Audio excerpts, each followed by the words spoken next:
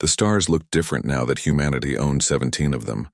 Commander Jake Morrison stood on the bridge of the USS Defiance, watching the lights of distant suns through the main viewport. Each point of light represented a human colony, a piece of Earth's children scattered across the galaxy like seeds in fertile soil. Jake had been born on one of those distant worlds. New California was a mining planet where the air tasted like metal and the sunsets were purple. He remembered, his father telling him stories about Earth, about blue skies and green grass. Back then, those stories seemed like fairy tales. "Commander, we're receiving a transmission," said Lieutenant Amy Davis from her station. Her voice carried an edge of concern that made Jake turn away from the viewport. "Put it through," Jake ordered. The main screen flickered to life, showing something that made every person on the bridge take a step back. The creature on the screen stood nearly 10 feet tall, its body made of what looked like living crystal. Light moved through its transparent flesh in patterns that hurt to watch. When it spoke, its voice sounded like breaking glass. "I am Vex-High of the Hegemony Council. You will listen." Jake had heard of the Hegemony but never seen one of their kind. They were the old rulers of this part of space, ancient beings who claimed to have built civilizations when humans were still living in caves. Most people thought they were myths. "Humanity has spread too far," Vex-High continued. "Your kind breeds like insects and consumes resources without permission. This ends now." The crystal being raised what might have been an arm. Behind it, Jake could see other shapes moving in the shadows.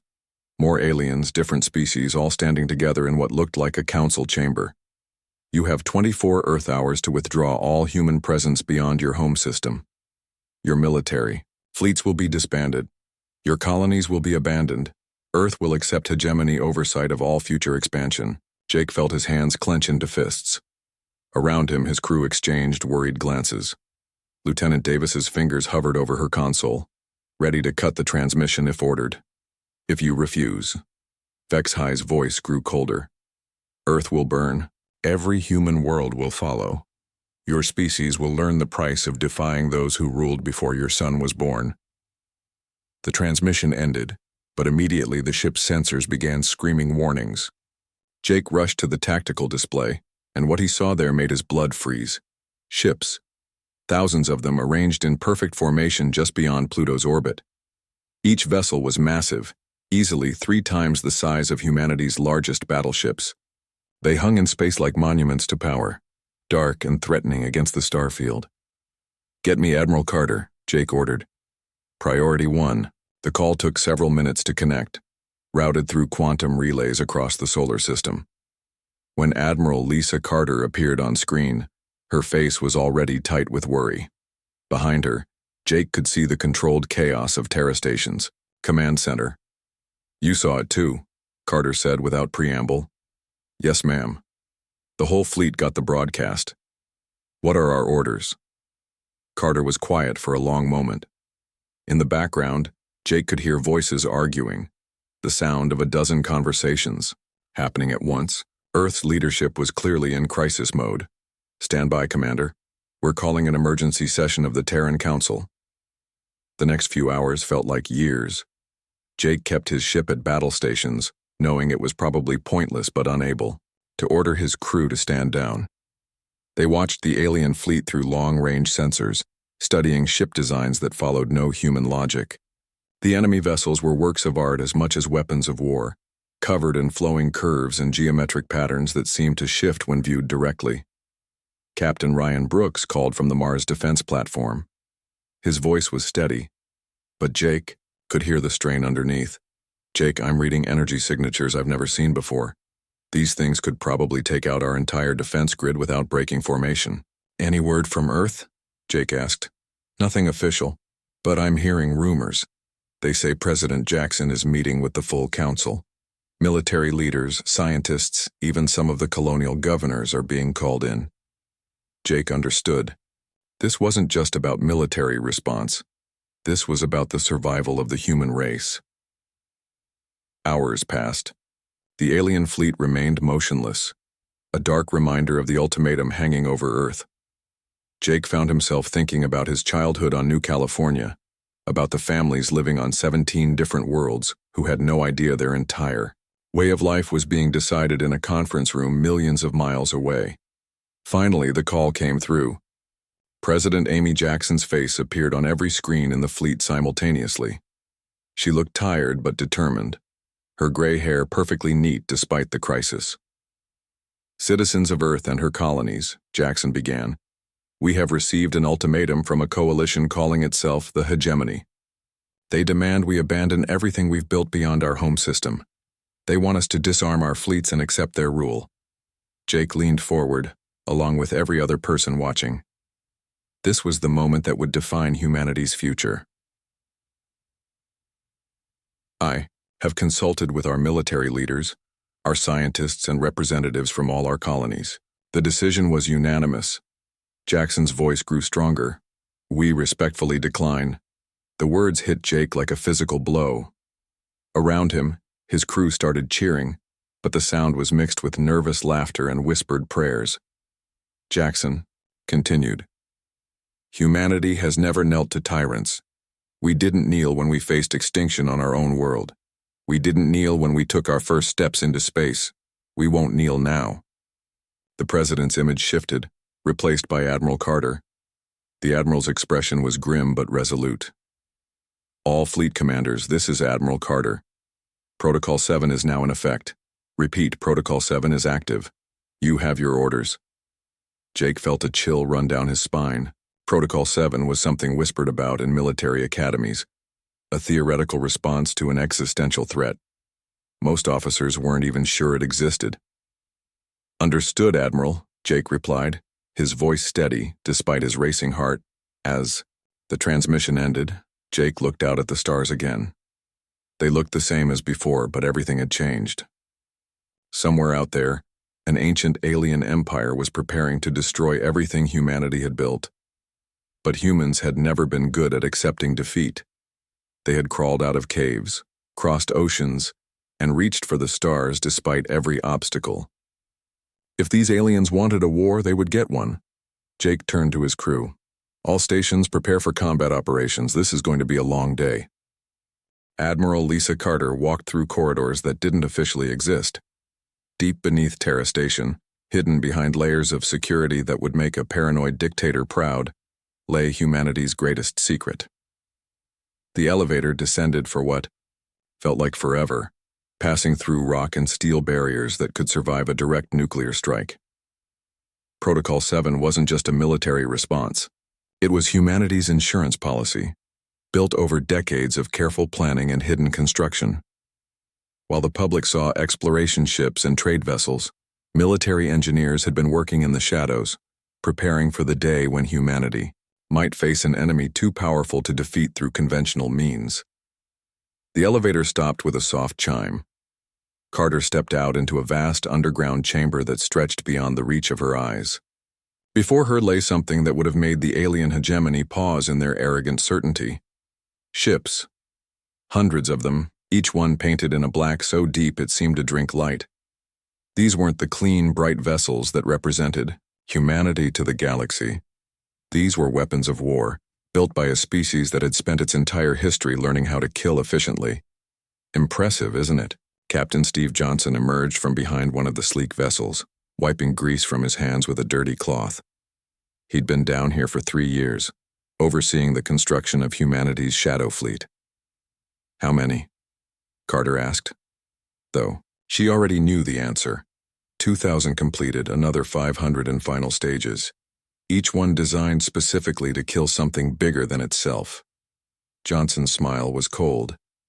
"We studied every battle in human history, Admiral, from ancient Greece to the corporate wars.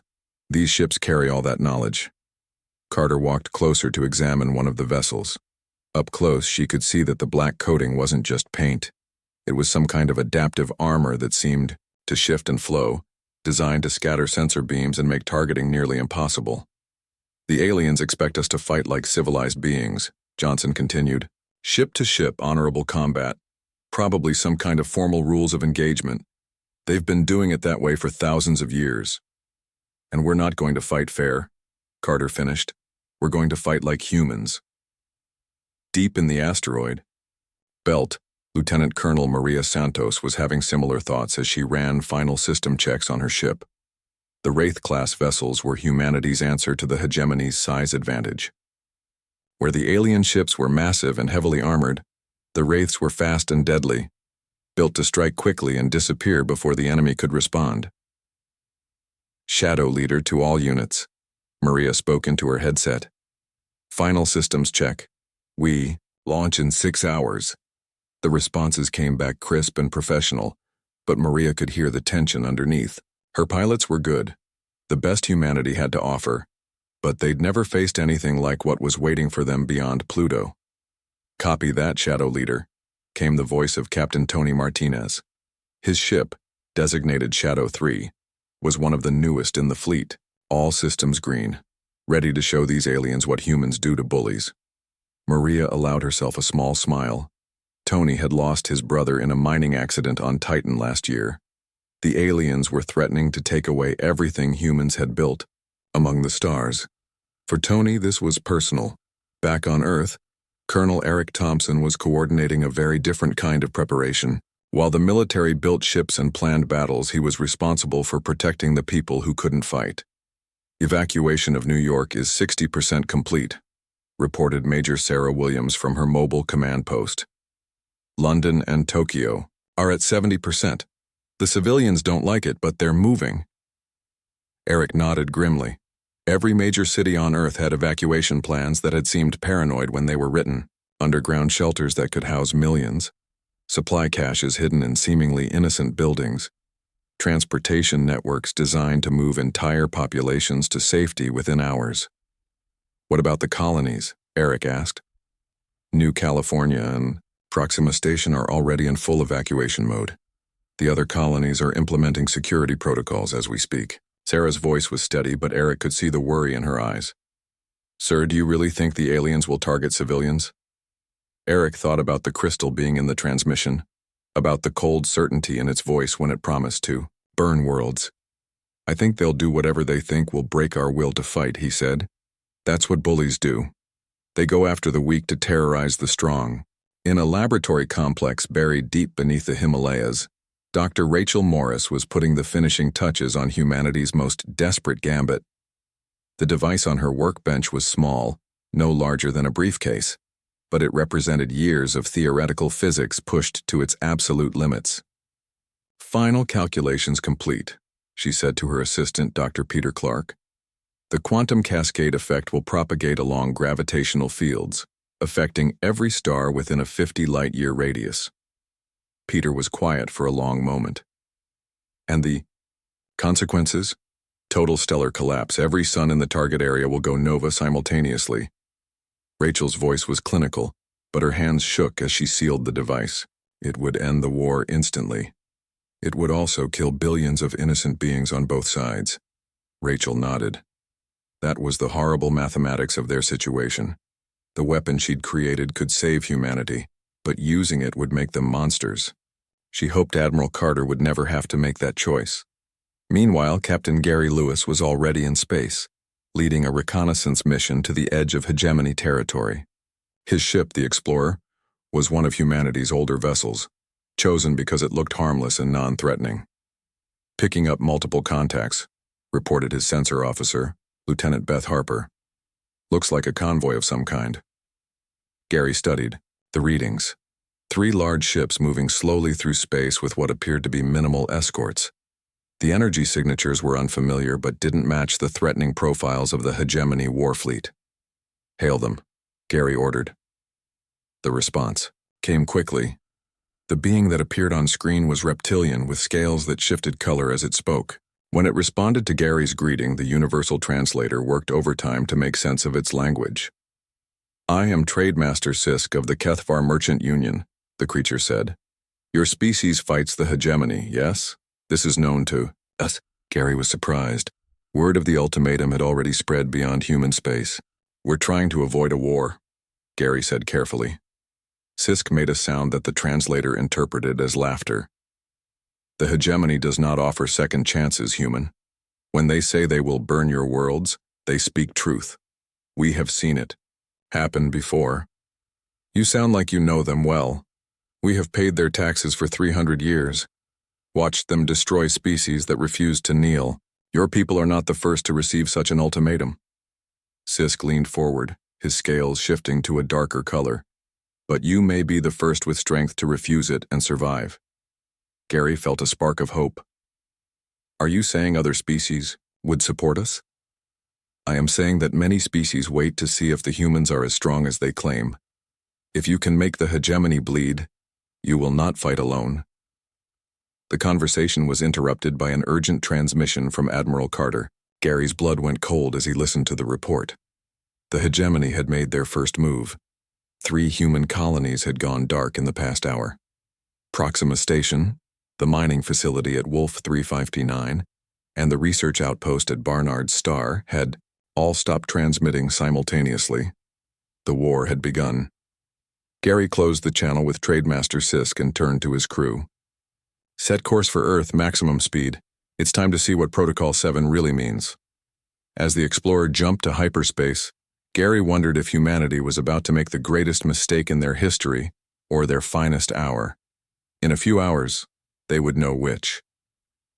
The first human colony died in silence. Proxima Station simply stopped transmitting, its final message cut off mid-sentence as something turned the mining facility into vapor and scattered atoms. Within the hour, Wolf 359 and Barnard's Star followed. 3 bright points of human civilization snuffed out like candle flames in a hurricane. Captain Tony Martinez felt the loss like a physical blow. His cousin had worked on Proxima Station, managing the deuterium extraction facilities that powered half the colonial fleet. Now Carlos was gone, along with 15,000 other people who had committed no crime except being human.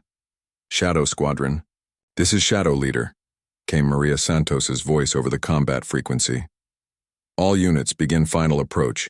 Remember, we hit fast and hard. No heroics, no showboating. Kill them and get out. Tony checked his instruments one final time. His ship, the Retribution, was running silent, its black hull invisible to most sensors. Around him, 19 other Wraith-class fighters moved through space like deadly shadows, approaching the alien fleet that had just murdered 3 colonies. The hegemony had made a mistake. They had revealed their position, showing humanity exactly where their advance guard was positioned. More importantly, they had assumed that humans would respond like civilized beings, with formal declarations and organized fleet movements. They were about to learn better. Contacts bearing 27 Mark IV, reported Lieutenant Sam Wright from his position as Tony's sensor operator. 12 heavy cruisers, moving in standard formation. They're not even scanning for threats. Tony smiled grimly. The aliens had ruled space for so long, they'd forgotten what it meant to be afraid. They moved through the void like they owned it, confident in their superiority and certain that no primitive species would dare challenge them. All units, target designation Alpha through Lima. Remember your assignments. Maria's voice was calm, professional. Execute on my mark. Tony lined up his approach vector using a debris field from an old comet to mask his final approach. The alien ship he was targeting was beautiful in its own way, all flowing curves and organic lines that suggested it had been grown rather than built. Under different circumstances, he might have admired its artistry, but these things had just killed his cousin. Mark. 20 human ships struck simultaneously. The aliens never saw them coming. Kinetic torpedoes accelerated to near-light speed punched through alien shields like they weren't there. The hegemony ships, designed for ceremonial battles between honorable opponents, had no defense against weapons designed by a species that had perfected warfare through millennia of killing each other. Tony's target shuddered as his torpedoes found their mark, tearing through the alien vessel's power systems. Secondary explosions rippled along its hull as containment fields failed, and exotic matter annihilated itself in bright flashes of gamma radiation. Direct hit on Alpha 7, he reported, already turning away for his second attack run. Target is breaking up. Around him, the rest of Shadow Squadron was having similar success. The aliens' beautiful ships were dying, their crews probably not even understanding what was happening to them. In 30 seconds of combat, humanity had destroyed 8 of the 12 alien vessels. but the survivors were learning fast. Incoming. Fire! Shouted Lieutenant Kelly Davis from Shadow 11. They're adapting their targeting systems. Tony threw his ship into an evasive spiral as beams of coherent energy lanced through the space where he'd been a heartbeat before. The aliens might be arrogant, but they weren't stupid. Their remaining ships were already adjusting their tactics, using their superior firepower to fill space with deadly radiation. All units, withdraw to Rally Point Delta, Maria ordered. Mission accomplished. Let's get out of here before they bring in reinforcements. As Shadow Squadron disappeared into hyperspace, they left behind a debris field that had once been the Hegemony's advance patrol. The alien survivors sent frantic warnings back to their main fleet, describing weapons and tactics they'd never encountered before. On the bridge of the flagship Indomitable, Admiral Carter watched the tactical display with satisfaction. The first blow had been struck, and it had been devastating. But she knew this was only the beginning. Signal from Captain Lewis, reported her communications officer. The Kethvar have agreed to provide intelligence on Hegemony fleet movements. They're also putting us in contact with other species who might be willing to help. Carter nodded. Gary Lewis had done good work, turning humanity's desperate situation into a potential alliance. The galaxy was full of species who had been conquered by the Hegemony, forced to pay tribute and follow alien laws. If humanity could prove they were strong enough to resist, those allies might tip the balance. What about our other preparations, she asked. The evacuation fleets are in position. Civilian populations on all frontier worlds have been moved to secure locations. Colonel Thompson reports that Earth's major cities are at 90% evacuation. Completion. It was good news, but Carter knew it wouldn't be enough if the Hegemony decided to target civilians directly. The alien fleet was massive, and humanity's hidden advantages would only work for so long. Commander Beth Harper was thinking along similar lines as she guided her stealth ship through the outer edges of the Hegemony formation. Her vessel, the Phantom, was humanity's ultimate spy ship, invisible to almost every form of sensor the aliens possessed. Getting clear readings on their flagship, she reported to Admiral Carter. It's massive, easily 5 times the size of anything we've built. I'm detecting some kind of quantum shielding plus energy signatures I don't recognize. Any obvious weaknesses? Carter asked. Beth studied her instruments, looking for the kind of vulnerability that human engineers always built into their designs. But the alien ship followed no human logic.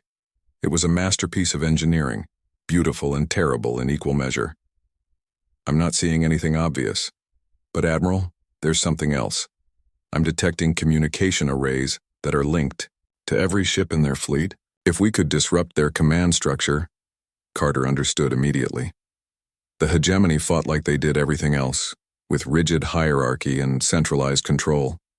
Cut off the head, and the body might not know how to function. Continue. Monitoring, Carter ordered. But don't take any unnecessary risks. We need that intelligence. As Beth acknowledged the order, Carter turned her attention to the larger strategic picture. Humanity had won the first engagement, but the real test was still to come. The Hegemony would be angry now, and angry enemies made mistakes. On the other side of the solar system, Dr. Rachel Morris was sealed away in her underground laboratory, monitoring the quantum cascade device that could end the war in the most horrible way possible. She hoped Admiral Carter would never ask her to use it, but if the choice came down to human extinction or galactic genocide, she knew which option the Admiral would choose. Captain Jake Morrison, still aboard the Defiance, was coordinating with the colonial defense fleets. Every human world was preparing for siege, turning mining stations into fortresses and cargo haulers into improvised warships. It wouldn't be enough to stop a determined assault, but it might slow one down long enough for the main fleet to respond. Jake? Came Ryan Brooks' voice from the Mars platform. I'm reading massive energy buildup from the alien fleet. Looks like they're preparing to move. Jake felt his stomach tighten. The Hegemony had tasted defeat for the first time in centuries. Now they would come with their full strength, determined to crush humanity so thoroughly that no other species would dare follow their example. All units prepare for incoming hostiles, Jake broadcast on all frequencies. This is what we trained for. Make them earn every inch. In the depths of space, the hegemony fleet began to move. Thousands of ships, representing the combined military might of 12 species, accelerated toward Earth with the fury of gods insulted by mortal defiance. But humanity was ready. The Black Armada emerged from its hiding places like a school of predators. 2,000 ships painted darker than space, itself crewed by the descendants of a species that had never learned to surrender. The real war was about to begin. The galaxy was watching. Word of humanity's successful resistance had spread through trading networks and communication relays, reaching species that hadn't heard from each other in decades. For the first time in centuries, the hegemony was bleeding, and every oppressed race in known space was taking notice. Captain Gary Lewis found himself at the center of this growing storm. His ship, the Explorer, had become an unofficial embassy as representatives from a dozen species requested meetings with humanity's leadership. The cargo bay had been converted into a meeting space where beings who had spent lifetimes under hegemony whispered about impossible possibilities. "The humans fight like demons," said Trademaster Sisk, his reptilian features animated with excitement. "My cousin saw recordings from the first battle. 20 ships destroyed 8 times their number, in minutes." Beside him stood a creature that looked like a walking tree, its bark-like skin covered in geometric patterns that pulsed with bioluminescent light. The universal translator identified it as Consul Root Singer of the Chloran Collective. "Our people. Remember stories from the old times," Root Singer said, its voice like wind through leaves. "Before the hegemony came, before we learned to kneel. If the humans can break their power."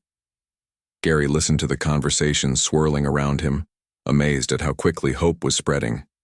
These species had been conquered so long ago that many had forgotten what freedom looked like. But humanity's defiance was reminding them. "What do you need from us?" asked Captain Walsh of the Danebian Trade Guild, a humanoid species with blue-tinted skin and large black eyes. "Ships? Supplies? Information?" "Information mostly," Gary replied. "Fleet movements, supply lines, communication protocols. The hegemony's strength comes from coordination. If we can disrupt that." The aliens exchanged glances. They were talking about treason, about betraying masters who had ruled them for generations. But the fear in their eyes was being replaced by something Gary recognized from human history books: revolution. Back in the Sol system, the main battle was developing exactly as Admiral Carter had feared. The hegemony had committed their full fleet, over 4,000 ships arranged in a formation that stretched across millions of kilometers. They weren't taking any chances this time.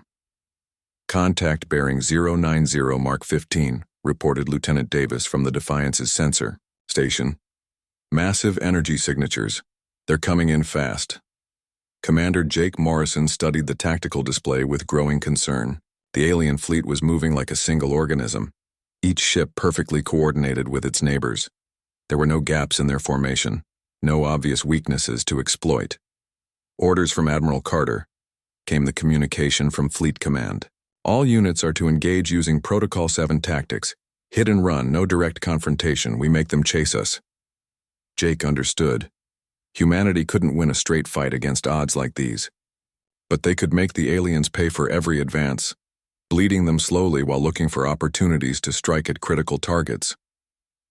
The first engagement began at the edge of the asteroid belt.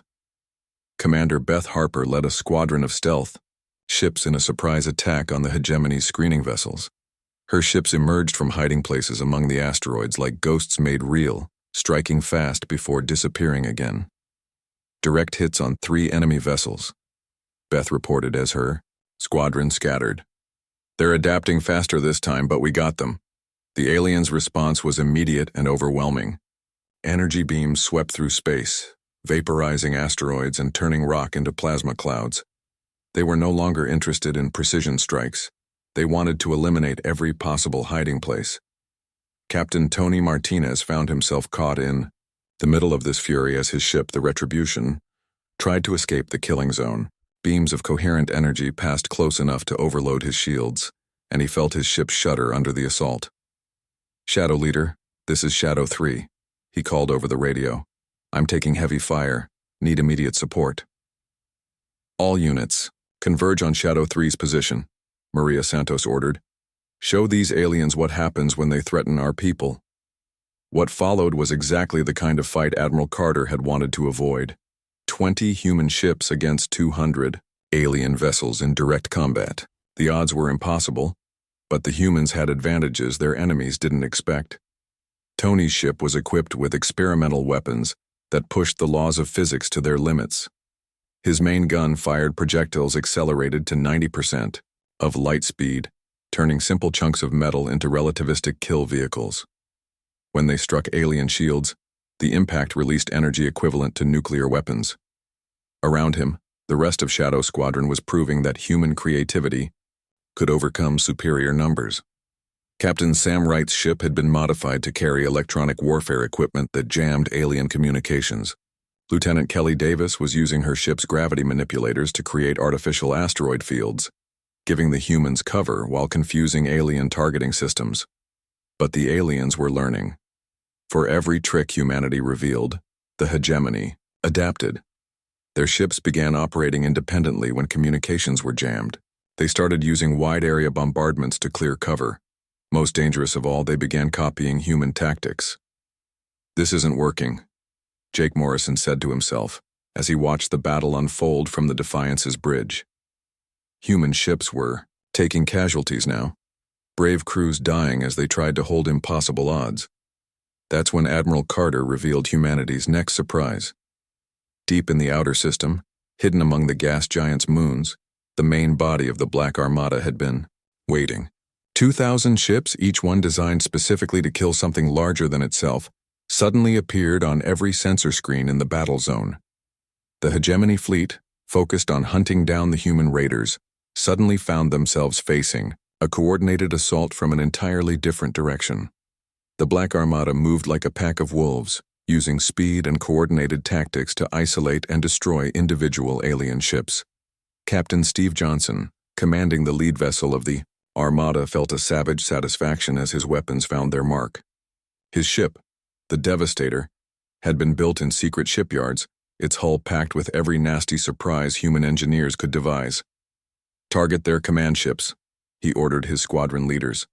Cut off their coordination, and they'll start making mistakes. The battle became a three-dimensional chess game played at relativistic speeds.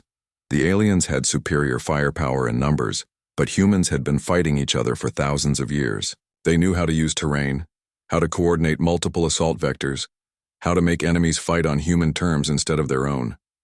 Dr. Rachel Morris, monitoring the battle from her underground bunker, kept her hand near the activation key for the quantum cascade device. The weapon that could end everything was ready, waiting for Admiral Carter's order. Rachel hoped that order would never come. On the other side of the galaxy, the revolution had already begun. Species that had been oppressed for centuries were suddenly finding courage they'd forgotten they possessed. The Kethavar Merchant Union declared independence from hegemony taxation. The Chloran Collective began dismantling the monitoring stations on their worlds. Smaller species, encouraged by human success, started refusing tribute payments. Vexhai, the crystal being who had delivered the original ultimatum, found himself facing a crisis that threatened the very foundation of hegemony power. From his command ship, he watched reports pour in of rebellions throughout their territory. The humans must be crushed completely, he told the Hegemony Council.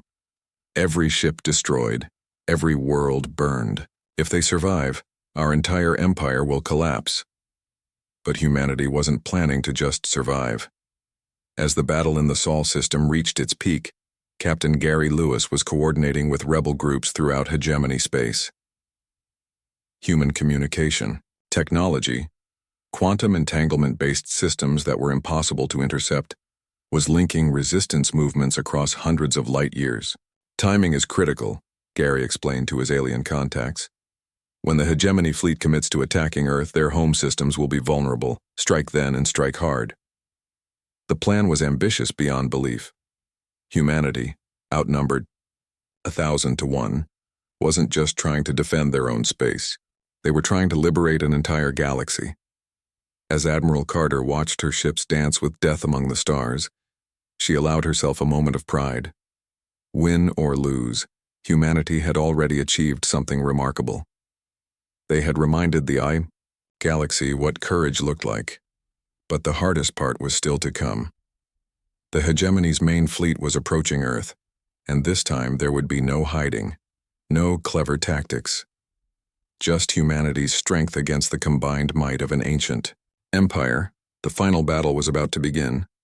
Earth hung in space like a blue jewel, beautiful and fragile against the starfield. Admiral Lisa Carter stood on the bridge of her flagship, Indomitable, watching her home world through the main viewport. Behind her, the greatest fleet in human history prepared for the battle that would decide everything.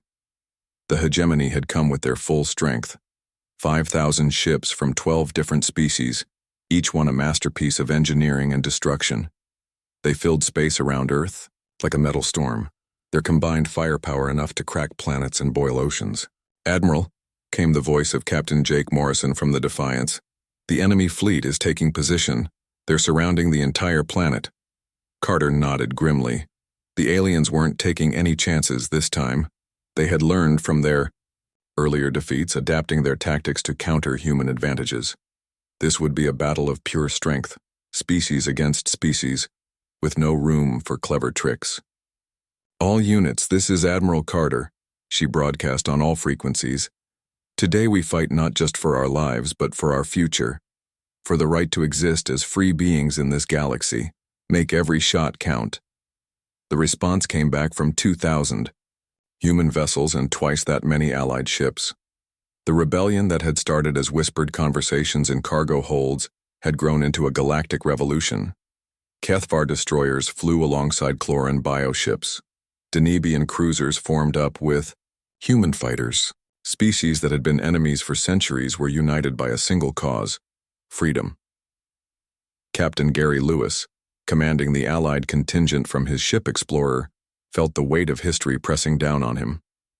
In the cargo bay behind him sat representatives of 40 different species, all of them watching the battle displays with desperate hope.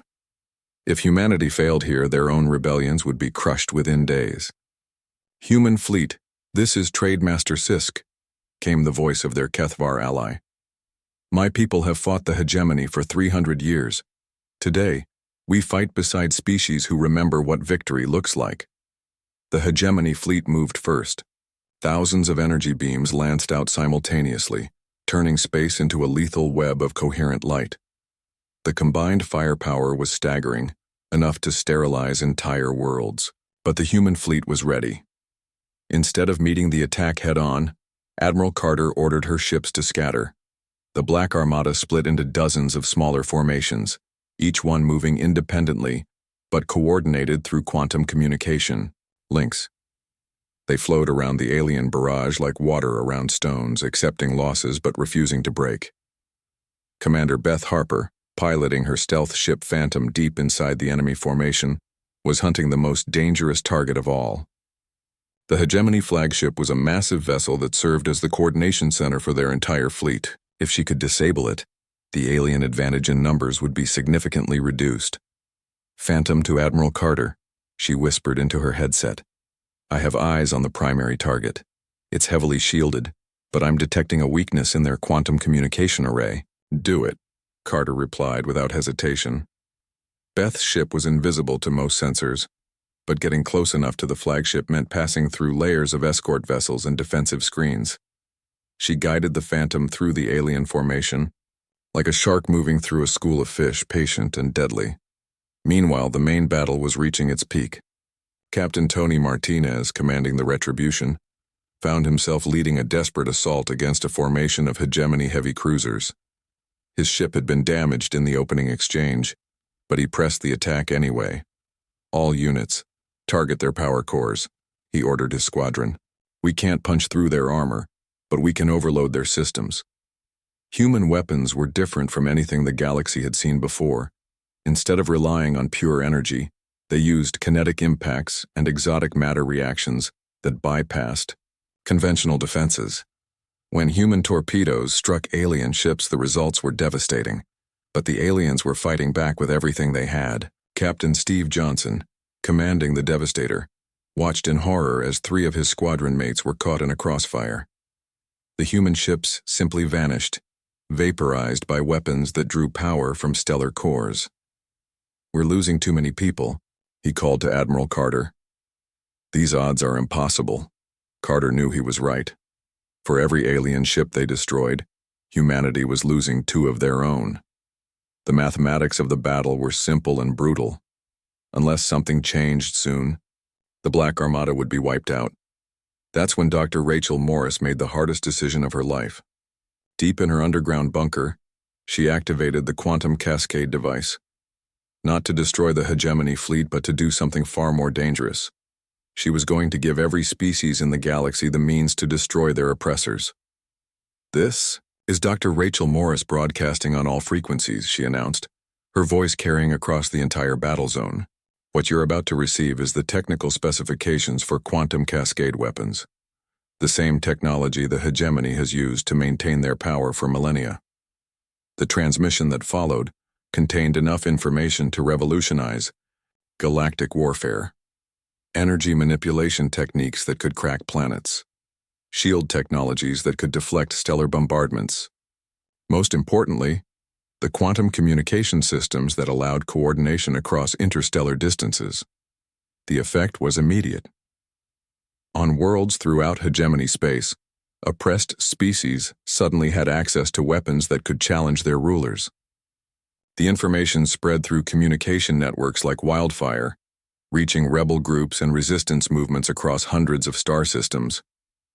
Vexhai, the crystal being commanding the hegemony fleet, realized what had happened and felt something like fear for the first time in centuries.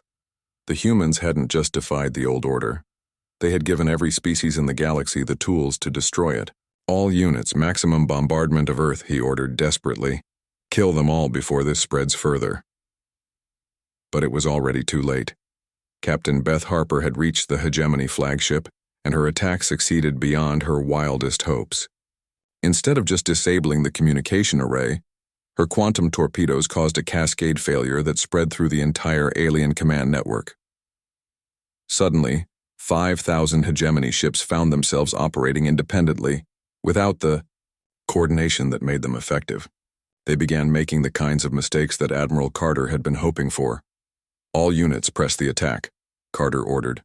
"They're confused and disorganized. Hit them now while we have the advantage." The battle turned in humanity's favor, with shocking speed. Ships that had fought as a single organism now operated as individuals, often getting in each other's way or firing on targets their allies were already engaging. The human fleet, smaller but more flexible, tore into the confused alien formations. Captain Tony Martinez led his squadron in a devastating attack on 3 hegemony cruisers that had become separated from their main formation. His ship had been badly damaged, but his weapons were still functional. "This is for Proxima Station," he said as his torpedoes found their mark. "This is for every human who died because you demanded we kneel." Across the battle zone, similar scenes were playing out.